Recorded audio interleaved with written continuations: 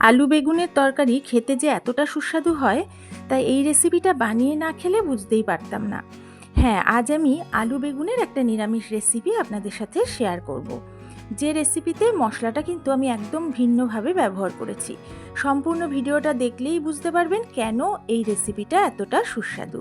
তাহলে চলুন রান্নাটা করে ফেলি। নমস্কার, কাকলিস কুকিং হাবের নতুন একটি ভিডিওতে আপনাদের সবাইকে আবারও স্বাগত। আজকের রেসিপিটার জন্য আমি একটা বড় বেগুন নিয়েছি। বেগুনটাকে প্রথমেই খুব ভালো করে আমি ধুয়ে নিয়েছি। এবারে এটাকে কেটে নিচ্ছি। বোটাটা কেটে ফেলে দিয়ে আমি এবারে লম্বালম্বিভাবে বেগুনটাকে কেটে নিচ্ছি দুটো ভাগ করে। এবার প্রত্যেকটা ভাগ আবারও লম্বা করে কেটে নিলাম। এখন এই প্রত্যেকটা ভাগ থেকে একটু বড় বড় লম্বাটে টুকরো করে কেটে নিচ্ছি। এটা একটু বেশি চওড়া, তাই এখান থেকে 3টে টুকরো করলাম। এইভাবে বাকি অর্ধেকটা অংশ একইভাবে কেটে নেব। বেগুনগুলো সব কেটে নিয়েছি। এগুলোকে এখন আমি জলে বেশ কিছুক্ষণ ভিজিয়ে রাখবো, তারপর জলটা ঝরিয়ে নেব। এখানে আরেকটা নিয়ে নিয়েছি বেশ বড় সাইজের আলু। এই আলুটার খোসাটা ছাড়িয়ে নেব এবং আলুটাও আমি একটু লম্বাটে করেই কেটে নেব। আপনারা চাইলে আলুটা বড় বড় ডুমো করেও কাটতে পারেন।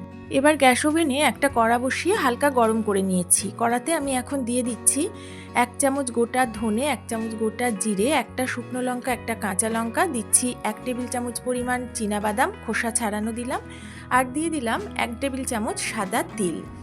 এখানে শুকনো লঙ্কা কাঁচা লঙ্কার পরিমাণটা আপনারা আপনাদের স্বাদ মতো দেবেন। এবার গ্যাসের ফ্লেমটা লোতে করে এইভাবে সমানেই নাড়াচাড়া করে মশলাটাকে ভেজে নেব। বেশ একটু মুচমুচে করে ভাজবো। বেশ কিছুটা সময় নিয়ে আমি মশলাগুলো ভেজে নিলাম। এগুলো কিন্তু বেশ ঝুরঝুরে হয়ে গেছে আর কালারটা হালকা চেঞ্জ হয়ে গেছে। আর ভাজবো না, এগুলোকে আমি অন্য একটা বাটিতে তুলে রাখছি। এগুলো তুলে রেখে একটু ঠান্ডা করে নেব। সম্পূর্ণ মশলাটা আমি একটা বাটিতে তুলে এবার ঠান্ডা করে নিচ্ছি। এদিকে ওই কড়াতেই আমি দিয়ে দিচ্ছি প্রায় 5 চা চামচ মতো সর্ষের তেল। তেলের পরিমাণটা এখানে আপনারা আপনাদের পছন্দ মতো দেবেন। তেলটা আমি এখানে হাই ফ্লেমে গরম করে নিচ্ছি। খুব ভালো করে তেলটা গরম করে নিতে হবে। এবারে গ্যাসের ফ্লেমটা লো করে দিলাম। এখানে যে আলুটা কেটে রেখেছিলাম সেটা ধুয়ে জল ঝরিয়ে রেখেছিলাম, সেই আলুর টুকরোগুলো গরম তেলের মধ্যে দিয়ে দিচ্ছি। প্রথমে মিডিয়াম টু হাই ফ্লেমে আমি এইভাবে নাড়াচাড়া করেই প্রায় 2 মিনিট মতো ভেজে নেব। একটু হাই ফ্লেমে যদি আলু ভাজা হয় তাহলে আলু কিন্তু খুব বেশি তেল টানে না। মিনিট 2 ভেজে নেওয়ার পর আমি এর মধ্যে দিয়ে দিচ্ছি 1/2 চামচ মতো লবণ। লবণটা দিয়ে লবণের সাথে নাড়িয়ে মিশিয়ে নিলাম। এবার লো ফ্লেমে ঢাকা দিয়ে আমি আরও 2 থেকে 3 মিনিট ভেজেছি। দেখুন আলুগুলো একদম লালচে হয়ে গেছে, খুব সুন্দর কালার এসেছে, কিছুটা সেদ্ধও হয়ে গেছে। এখন তেলটা ঝরিয়ে আমি আলুগুলোকে তুলে নিচ্ছি। দেখতেই পাচ্ছেন যে তেলটা দিয়েছিলাম তার বেশিরভাগ তেলটাই কিন্তু রয়ে গেছে। যে তেলটা আছে সেই তেলের মধ্যেই আমি দিয়ে দিচ্ছি কেটে রাখা বেগুনগুলো বেশ কিছুক্ষণ জলে ভিজিয়ে রেখেছিলাম, তারপরে জল ঝরিয়ে তুলেছি। এইভাবে ভিজিয়ে রাখলে বেগুন কিন্তু আর কালো হয় না। সমস্ত বেগুন দিয়ে দিয়েছি। গ্যাসের ফ্লেমটা মিডিয়াম টু হাইতে রেখে দিয়েছি। এখন দিয়ে দিলাম অল্প করে একটু লবণ। এবারে ভালো করে নাড়াচাড়া করে লবণের সাথে তেলের সাথে প্রথমে বেগুনটা মিশিয়ে নিচ্ছি। এইভাবে প্রায় 2 মিনিট মতো আমি নাড়াচাড়া করে নিচ্ছি। এইভাবে একটু ভালো করে মিশিয়ে নেওয়ার পর গ্যাসের ফ্লেমটা একদম লো করে দেব, দিয়ে ঢাকা দিয়ে দিয়ে বেগুনটা ভেজে নেব। তবে ঢাকা তুলে মাঝে মাঝেই কিন্তু একটু উল্টে দিতে হবে। যে ভাজা মশলাটা বানিয়ে রেখেছিলাম সেটা ঠান্ডা হওয়ার পর মিক্সিতে জল ছাড়া আমি ভালো করে গুঁড়ো করে নিয়েছি। একটা বড় সাইজের টমেটো টুকরো করে কেটে রেখেছিলাম, সেই টমেটো কুচি এখন আমি এর মধ্যে দিয়ে দিলাম। এর মধ্যে কিন্তু আর জল দেব না, সম্পূর্ণ জল ছাড়া এবারে মশলাটা আমি মিহি করে বেটে নিলাম। দেখুন একদম মিহি করে মশলাটা বেটে রেডি করে রাখলাম।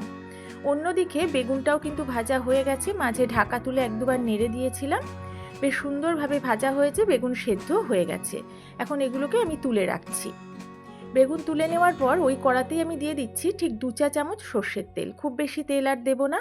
তেলটা হাই ফ্লেমে গরম হয়ে যাওয়ার পর গ্যাসের ফ্লেমটা লো করে আমি ফোড়নে দিলাম 1/2 চামচ কালো জিরে। কালো জিরেটা কয়েক সেকেন্ড ভেজে নিলাম। এবার আমি এর মধ্যে দিচ্ছি ছোট চামচের 1/2 চামচ হিং। এবার হিং আর কালো জিরে একটু তেলের মধ্যে নেড়েচেড়ে ভেজে নিচ্ছি। এটা কিছুক্ষণ নাড়াচাড়া করতে করতেই খুব সুন্দর একটা গন্ধ বেরোতে শুরু করেছে। এক্ষুনি যে মশলাটা আমি বানিয়ে রাখলাম সেই মশলাটা আমি এবার কড়ার মধ্যে দিয়ে দিচ্ছি। গ্যাসের ফ্লেমটা আমি এখন লোতে রেখে দিয়েছি। সম্পূর্ণ মশলাটা দিয়ে দেওয়ার পর তেল আর ফোড়নের সাথে ভালো করে নাড়িয়ে মিশিয়ে নিচ্ছি। এইভাবে নাড়াচাড়া করে আমি মিনিট 2 মতো ভেজে নেব। মিনিট 2 এইভাবে ভেজে নেওয়ার পর এখন আমি এর মধ্যে দিয়ে দিচ্ছি কালারের জন্য হাফ চামচ কাশ্মীরি লঙ্কার গুঁড়ো, হাফ চামচ হলুদ গুঁড়ো, দিচ্ছি স্বাদ মতো লবণ। এই গুঁড়ো মশলা আর লবণ এখন বাকি মশলাটার সাথে নাড়িয়ে খুব ভালো করে মিশিয়ে নেব।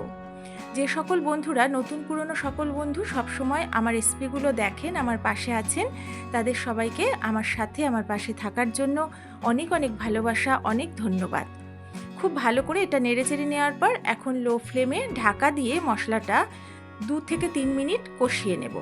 প্রায় 3 মিনিট পরে ঢাকাটা তুলে নিয়েছি। মাঝে কিন্তু ঢাকা তুলে একবার নেড়ে দিয়েছিলাম, তা না হলে এটা তলায় লেগে যেতে পারে। দেখুন মশলাটা কিন্তু অনেকটা কমে গেছে, চারপাশ থেকে তেলও ছেড়ে দিয়েছে।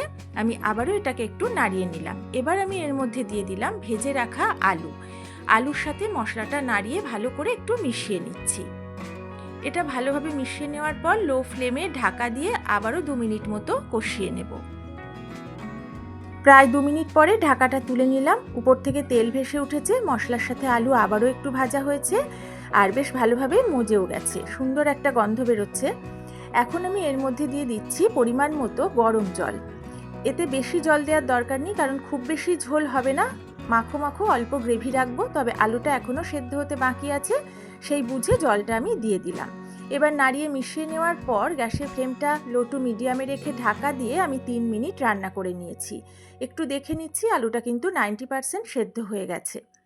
এখন আমি এর মধ্যে ভেজে রাখা বেগুনগুলো অ্যাড করে দিচ্ছি।